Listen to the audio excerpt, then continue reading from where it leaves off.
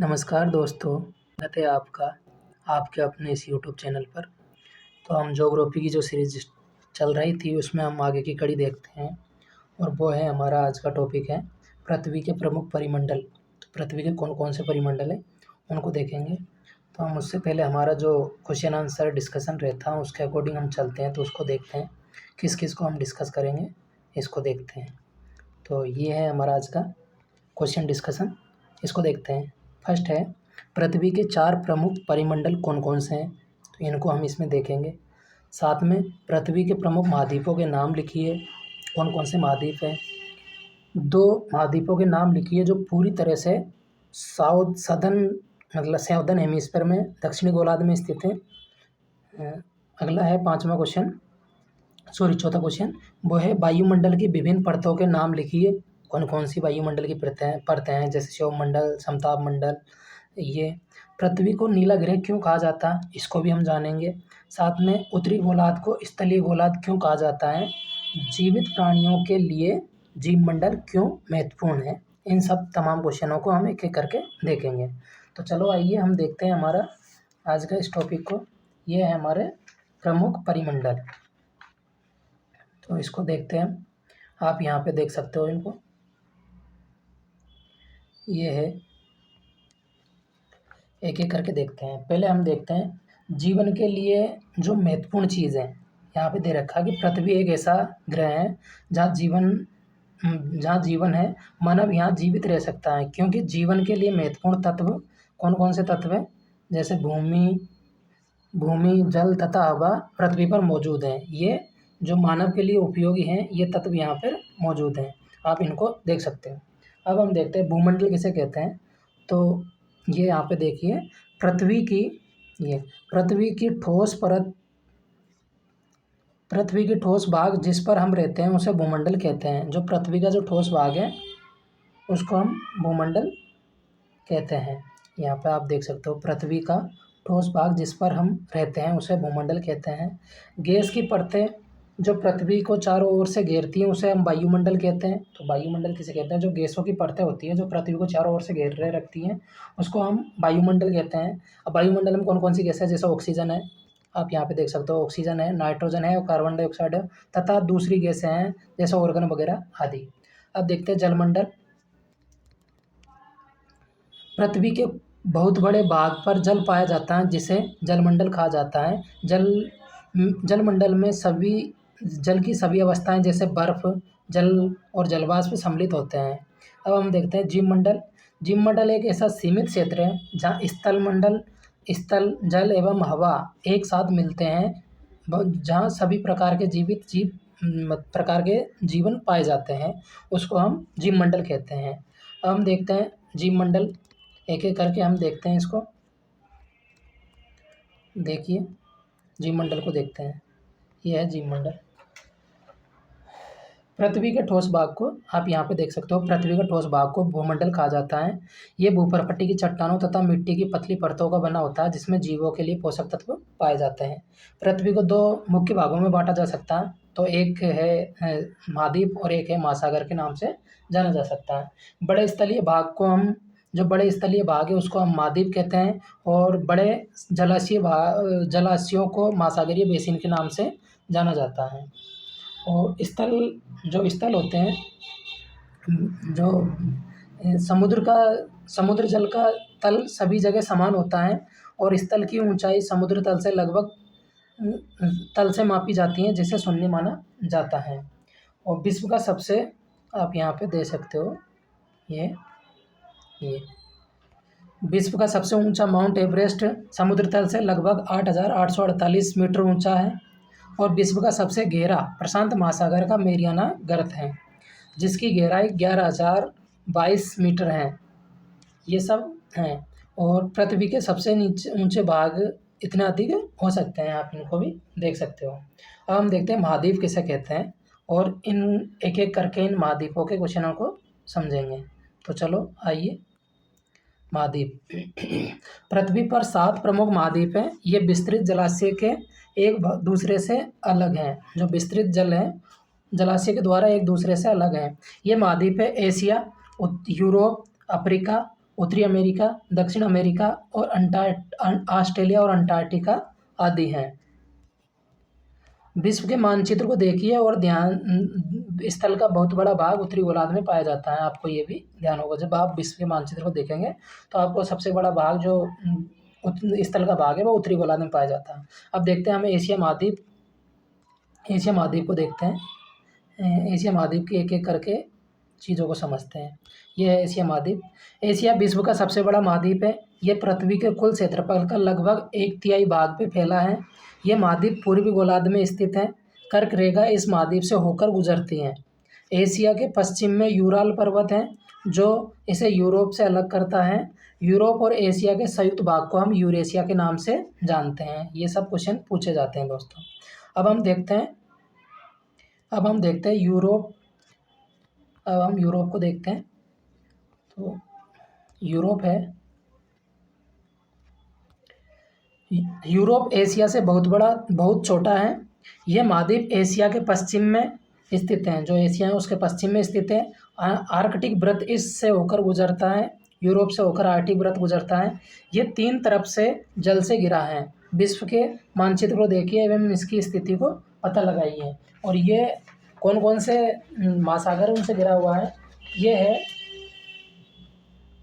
आपको पता है, अंटार्कटिका, उत्तरी अंटार्कटिका, उधर प्रशांत महासागर, उधर भूमध्य सागर, इनसे घिरा हुआ है ये। अब हम देखते हैं अफ्रीका महाद्वीप को देखते हैं। तो अफ्रीका महाद्वीप में आइए।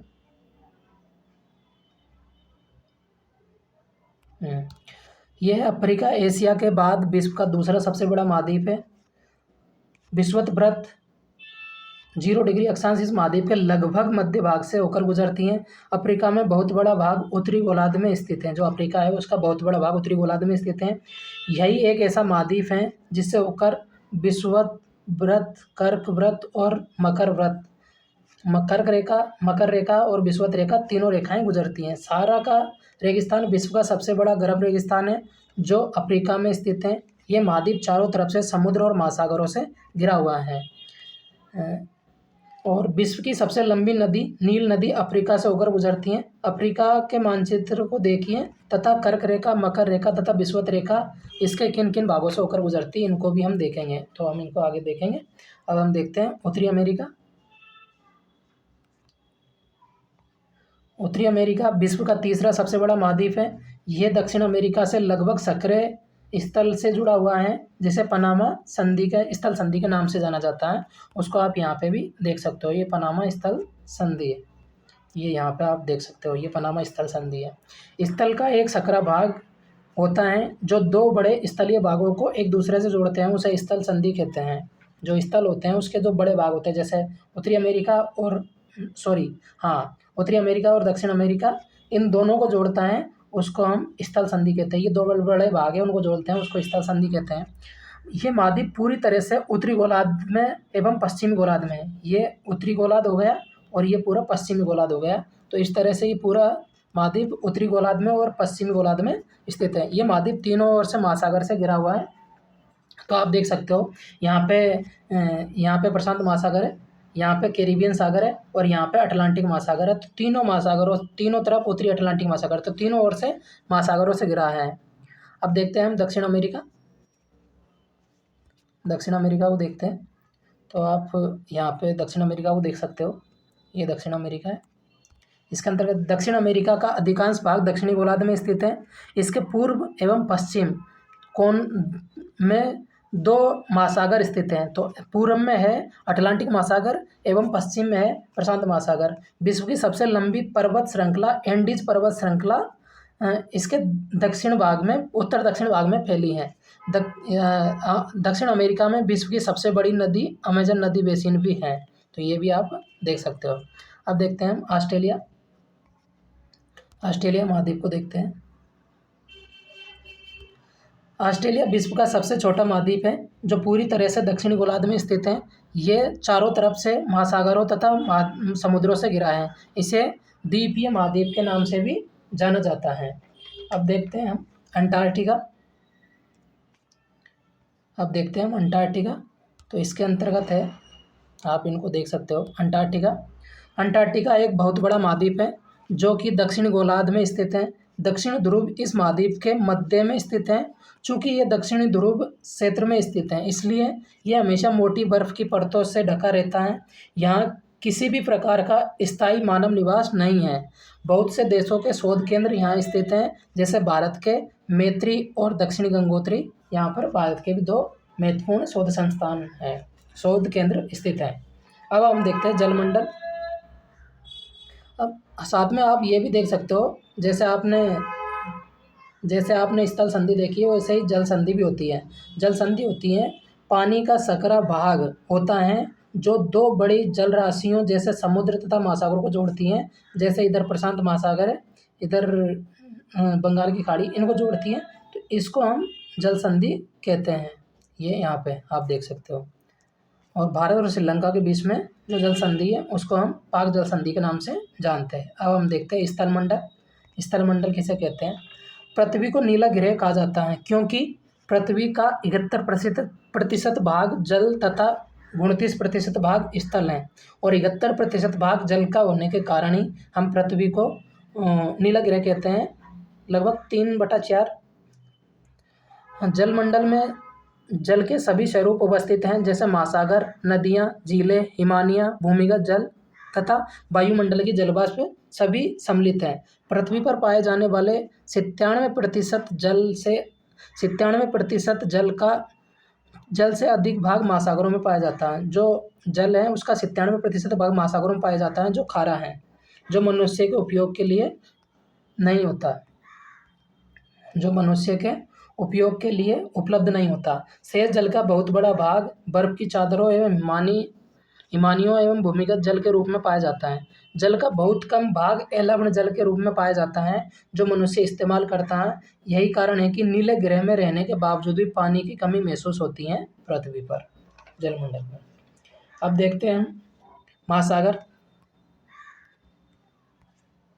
महासागर जलमंडल के मुख्य भाग होते हैं, ये आपस में एक दूसरे से जुड़े होते हैं। महासागर हमेशा गतिशील होते हैं। जो महासागर होता है ना, वो हमेशा गतिशील होता है। जल जैसे तरंगे, ज्वार भाटा और महासागरीय धाराएं महासागरीय जल की मुख्य 3 गतियां हैं। बड़े से छोटे महासागर के रूप में प्रशांत 5 महासागर है। उनमें है पहला प्रशांत महासागर, दूसरा अटलांटिक महासागर, तीसरा हिंद महासागर, चौथा दक्षिणी महासागर और 5वां आर्कटिक महासागर। तो हम इनको एक एक करके देखते हैं। अब हम देखते हैं प्रशांत महासागर को। आप यहाँ पे इनको देख सकते हो, प्रशांत महासागर, ये देखिए यहाँ पे प्रशांत महासागर है, ठीक है। अब देखते हैं, आइए। प्रशांत महासागर सबसे बड़ा महासागर है। ये पृथ्वी के 1/3 भाग पर फैला है।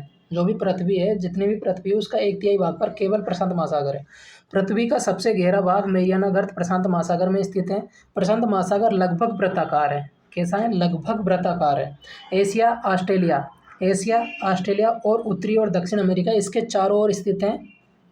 ये भी आप देख सकते हो। अब हम देखते हैं आर्कटिक, जो अटलांटिक महासागर है, उसको देखते हैं। ये अटलांटिक महासागर, इसको देखते हैं। अब हम अटलांटिक महासागर विश्व का दूसरा सबसे बड़ा महासागर है। यह अंग्रेजी के एस आकार का है। इसके पश्चिमी किनारे पर उत्तर एवं दक्षिण अमेरिका, जो पश्चिमी किनारा है उसके पश्चिमी किनारे पर उत्तरी एवं दक्षिण अमेरिका एवं पूर्वी किनारे पर यूरोप और अफ्रीका है। अब अटलांटिक महासागर की तटरेखा बहुत ही दंतुरित है। ये अनियमित और दंतुरित तटरेखा एक प्राकृतिक पोताश्रय एवं पत्तन के लिए आदर्श स्थिति है। व्यापार की दृष्टि से ये सबसे व्यस्त महासागर है। कौन सा? अटलांटिक महासागर। तो आप देख सकते हो, ये दंतुरित तटरेखा है। इससे क्या होता है कि जो जो जो जहाज वगैरह है वो अंदर तक चले जाते हैं। जैसे यहाँ दंतुरित होने के कारण जहाज यहाँ तक चले जाते हैं, यहाँ तक एयरपोर्ट वगैरह है, तो इसलिए। अब देखते हैं हम। अब हमारा नेक्स्ट है हिंद महासागर।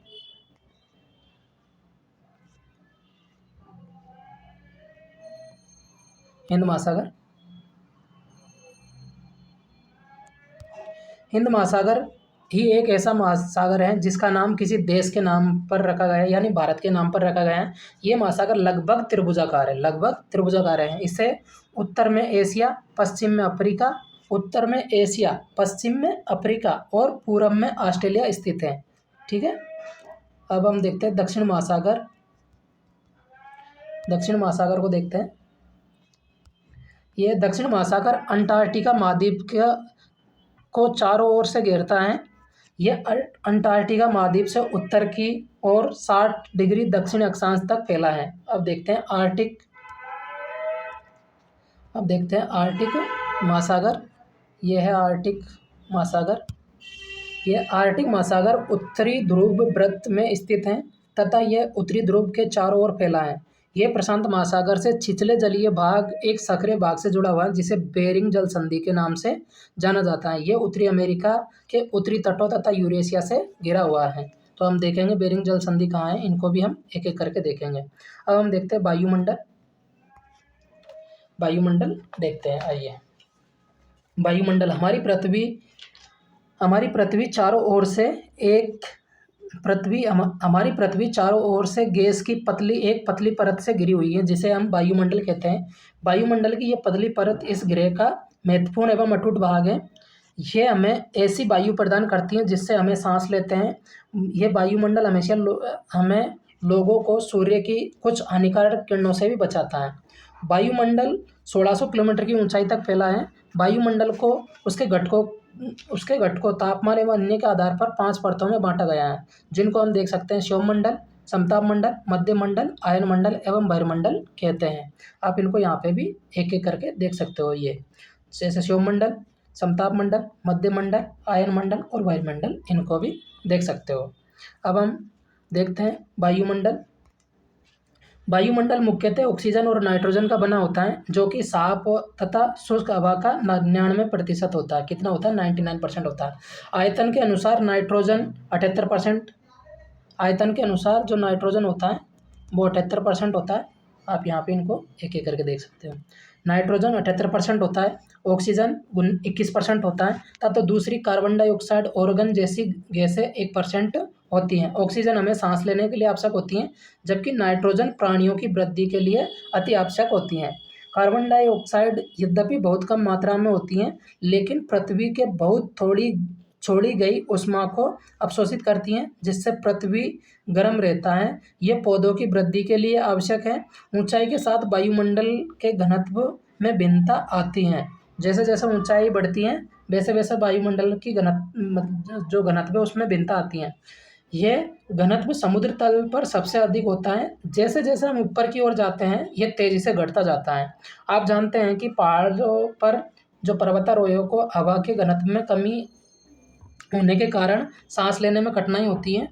जब ऊंचाई पर सांस लेने के लिए उन्हें अपने साथ ऑक्सीजन सिलेंडर लेकर जाना पड़ता है। जैसे जैसे हम ऊंचाई की ओर जाते हैं तापमान भी घटता जाता है। वायुमंडल पृथ्वी पर दबाव डालता है। यह एक स्थान से दूसरे स्थान पर अलग अलग होता है। कुछ क्षेत्रों में अधिक दाब महसूस होता है जबकि कुछ क्षेत्रों में कम दाब होता है। वायु उच्च दाब से निम्न दाब की ओर बहती है और गतिशील वायु को हम पवन कहते हैं। किसको कहते हैं? विंड। गतिशील वायु को हम पवन कहते हैं। अब हम देखते हैं जीवमंडल। जीवमंडल को देखते हैं तो यह है जीवमंडल।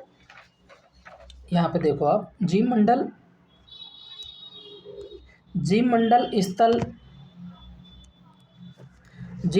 स्थल, जल और हवा के बीच का एक सीमित भाग है। यह वह भाग है जहाँ जीवन मौजूद है। यहाँ जीवों की बहुत सी प्रजातियाँ पाई जाती हैं जो सूक्ष्म जीव, बैक्टीरिया से लेकर बड़ी स्तनधारियों के आकार में पाई जाती हैं। मनुष्य सहित प्राणी जीवित रहने के लिए एक दूसरे से तथा जीवमंडल से जुड़े रहते हैं।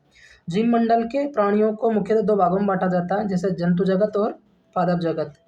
पृथ्वी के ये तीनों परिमंडल आपस में पारस्परिक क्रिया करते हैं तथा एक दूसरे को किसी न किसी रूप में प्रभावित करते हैं। उदाहरण के लिए लकड़ी तथा खेती के लिए वनों को काटा जाता है तो इससे ढलुआ भाग पर मिट्टी का कटाव तेजी से होने लगता है। इसी प्रकार प्राकृतिक आपदा, भूकंप से पृथ्वी की सतह में परिवर्तन होता है।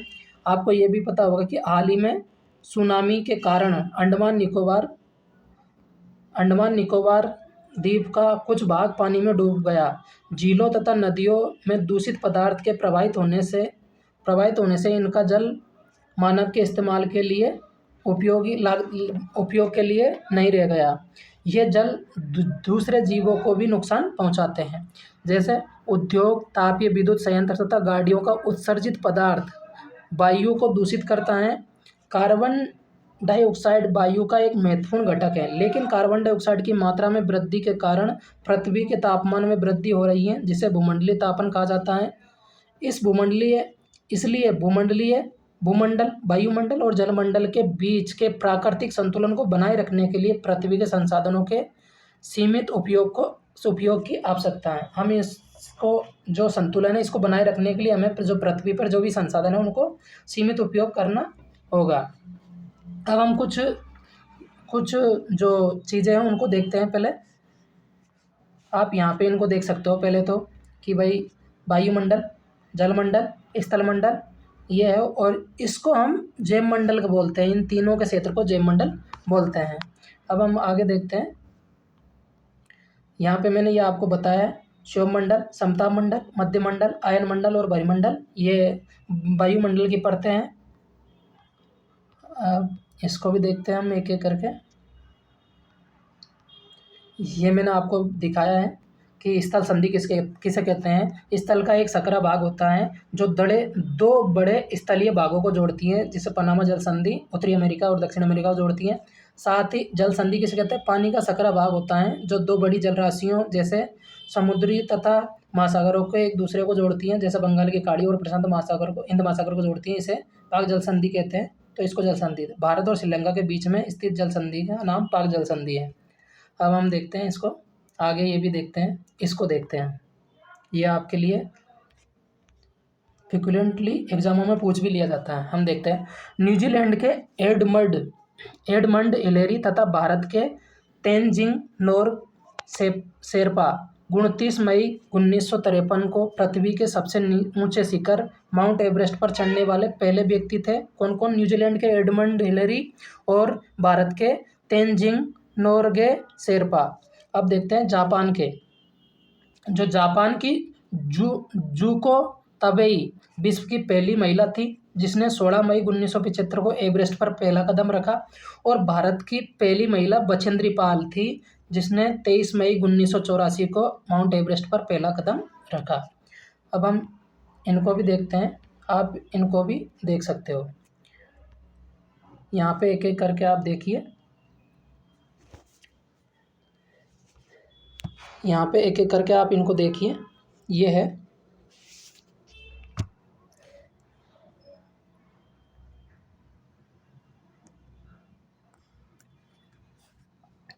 इनको देखिए आप।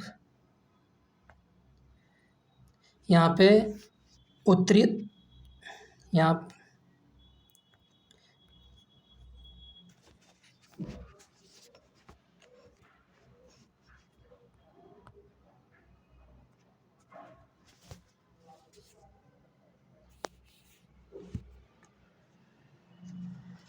एक मिनट, यहाँ पे आप इनको देख सकते हो। ये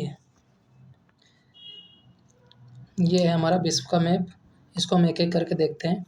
ये है उत्तरी अमेरिका, ये है दक्षिण अमेरिका, ये है यूरोप, ये है एशिया, ये है अफ्रीका, और ये है ऑस्ट्रेलिया, और ये है अंटार्कटिका। इन चारों महाद्वीप, ये सातों महाद्वीपों को एक बार देख सकते हो आप। उसके बाद में हम देखते हैं एक एक करके। जैसे आपको यहाँ पे रॉकी पर्वत दिख रहा होगा, यहाँ पे एंडीज पर्वत, यहाँ पे ये यूराल पर्वत जो यूरेशिया और एशिया को अलग करता है, यहाँ पे तिब्बत का पठार, यहाँ पे हिमालय पर्वत, यहाँ पे ये ग्रेट बैरियर रीफ जो ऑस्ट्रेलिया में है, यहाँ पे ग्रेट सैंडी डेजर्ट, यहाँ पे ड्रेकन्सबर्ग, यहाँ पे नील नदी, यहाँ पे सहारा डेजर्ट, यहाँ पे एटलस माउंटेन, यहाँ एल्पस माउंटेन, यहाँ अंटार्कटिक महासागर, यहाँ पे प्रशांत महासागर, यहाँ अटलांटिक महासागर, जैसे उत्तरी और दक्षिणी महासागर। इन सबको एक एक करके देख सकते हो। उसी के साथ ही हम ये भी देख सकते हैं कि कर्क रेखा, विषुवत रेखा और मकर रेखा, और जो ये रेखाएं हैं वो उत्तरी अमेरिका, कर्क रेखा उत्तरी अमेरिका, अफ्रीका, एशिया इनसे गुजरती है, जबकि विषुवत रेखा दक्षिण अमेरिका, अफ्रीका और ये जावा, इंडोनेशिया, पापुआ न्यू गिनी इनसे गुजरती हैं। और जो मकर रेखा है दक्षिण अमेरिका, अफ्रीका और ऑस्ट्रेलिया इनसे गुजरती है। आपको एक चीज़ बहुत ध्यान से देखनी है, वो है इसको, जो अफ्रीका महाद्वीप है इसमें तीनों ही कर्क रेखा, विषुवत रेखा और मकर रेखा तीनों ही अक्षांश से गुजरते हैं। तो ये था। अब आगे देखते हैं हम। अब आगे इनको भी देखते हैं, जो आपको ये जानना ज़रूरी है। ये है शब्दों की उत्पत्ति कैसे हुई थी। ये है ग्रीक भाषा के शब्द है। लिथोस का अर्थ होता है पत्थर, एटमोस का अर्थ होता है वाष्प, हुडर का अर्थ होता है जल और बायोस का अर्थ होता है जीवन, बायोमास, बायोस का अर्थ होता है जीवन। तो ये था। अब हम देखते हैं हमारे क्वेश्चन जो फॉर्मेट में हमने याद किए गए थे। आप यहाँ पे इसको भी देख सकते हो, इस डायग्राम को भी, कि भाई जल 97% है, जबकि अम्लीय जल, महासागरों का जल 97.5% है, जबकि अम्लीय जल जिसको हम यूज कर सकते हैं, जैसे बर्फ़ है, भूमिगत जल है, ये सब में है, वो है केवल 2.5%। इसी के साथ अब हम हमारे क्वेश्चनों को देखेंगे, एक एक करके क्वेश्चन को देखेंगे। चलो आइए, ये है हमारे क्वेश्चन।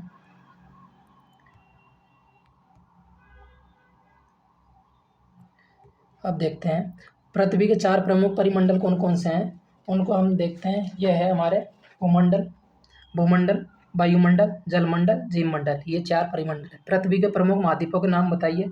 तो प्रमुख महाद्वीप कौन कौन से हैं। पृथ्वी पर प्रमुख 7 महाद्वीप है, उनमें है एशिया सबसे बड़ा, यूरोप, अफ्रीका, उत्तरी अमेरिका, दक्षिण अमेरिका, ऑस्ट्रेलिया और अंटार्कटिका, ये 7 महाद्वीप है। उसी के साथ हम देखते हैं 2 महाद्वीपों के नाम लिखिए जो पूरी तरह से दक्षिणी गोलार्ध में स्थित है। तो हम देख सकते हैं, एक तो ऑस्ट्रेलिया है जो दक्षिण गोलार्ध में स्थित है, और एक अंटार्कटिका है जो पूरी तरह से दक्षिण गोलार्ध में स्थित है। वायुमंडल की विभिन्न परतों के नाम बताइए। तो हम देखते हैं पृथ्वी से जैसे ऊपर जाते हैं तो क्षोभमंडल, समताप मंडल, मध्य मंडल, आयन मंडल और बहिर्मंडल है। अब हम देखते हैं पृथ्वी को नीला ग्रह क्यों कहा जाता है।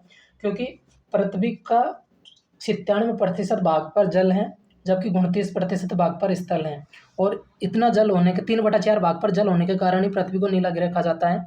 उत्तरी गोलार्ध को स्थलीय गोलार्ध क्यों कहा जाता है। क्योंकि सबसे ज़्यादा इसमें गोलार्ध है, जैसे उत्तरी अमेरिका है, यूरोप है, एशिया है और अफ्रीका का कुछ भाग है। तो इसलिए सबसे ज़्यादा स्थल भाग होने के कारण इसको स्थलीय गोलार्ध के नाम से भी जाना जाता है। जीवित प्राणियों के लिए जीवमंडल क्यों आवश्यक है। जीवित प्राणियों के लिए जीवमंडल इसलिए आवश्यक है क्योंकि स्थल, जल और हवा के बीच का एक संतुलन बना होता है यहाँ पर, और यहाँ पर एक अनुकूल वातावरण मिलता है जीवित जीवों को जीने के लिए। अब हम देखते हैं कौन सी पर्वत श्रृंखला एशिया एवं यूरोप को अलग करती है। तो ये यूराल पर्वत हमने देखा था। उत्तरी अमेरिका दक्षिण अमेरिका से कैसे जुड़ी है। तो स्थल संधि से, जैसे पनामा स्थल संधि कहते हैं। वायुमंडल में किस गैस का प्रतिशत सर्वाधिक है। तो नाइट्रोजन का 78% है। साथ में हम इनको भी देखेंगे। यह है पृथ्वी का कौन सा भाग ठोस चट्टानों का बना हुआ होता है। तो जो थलमंडल होता है वो ठोस चट्टानों का बना हुआ होता है। सबसे बड़ा महाद्वीप कौन सा है। तो एशिया सबसे बड़ा महाद्वीप है। पृथ्वी का सबसे गहरा भाग मेरियाना गर्त है जो प्रशांत महासागर में है। महासागर का नाम देश के नाम पर रखा गया है, वो हिंद महासागर है। स्थल, जल एवं हवा का एक सीमित भाग जो जीवन के लिए आवश्यक है उसे जीवमंडल कहते हैं। यूरोप एवं एशिया महाद्वीप को एक साथ संयुक्त रूप से यूरेशिया के नाम से जानते हैं। पृथ्वी का सबसे ऊंचा पर्वत शिखर माउंट एवरेस्ट है, ये भी 8,848 मीटर है, ये भी आप जानते हैं। तो ये था दोस्तों। अब हम अगले टॉपिक में मिलते हैं नए टॉपिक के साथ, नए डायमेंशन से। तब तक के लिए जय हिंद दोस्तों, आपको बहुत बहुत धन्यवाद।